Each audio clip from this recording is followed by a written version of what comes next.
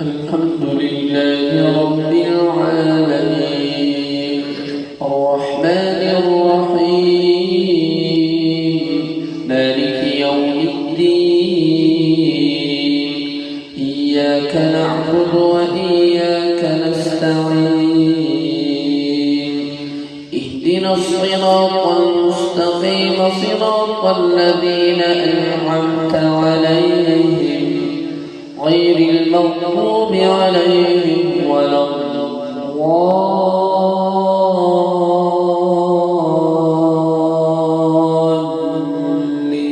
الضالين. لا أقسم بيوم القيامة ولا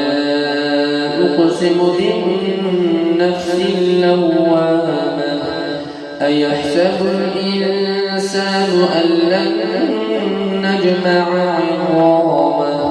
بلى قادرين على أن نسوي بنانه بل يريد الإنسان ليفجر أمامه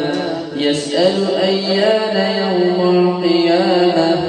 فإذا برق البصر وخسف القمر وجمع الشمس والقمر يقول الإنسان يومئذ أين المفر كلا لا وزر إلى ربك يومئذ المستقر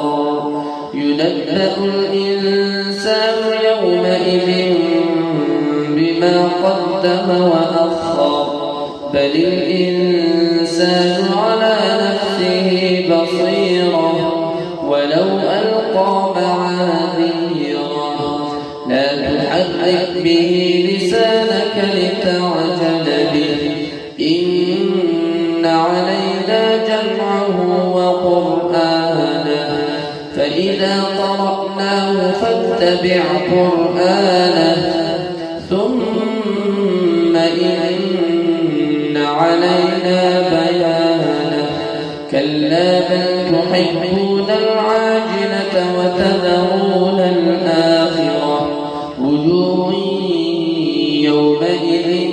ناظرة إلى ربها ناظرة ووجوه يومئذ باسرة تظن أن يفعل بها فاقرة كلا إذا بلغت التراقي وقيل من راق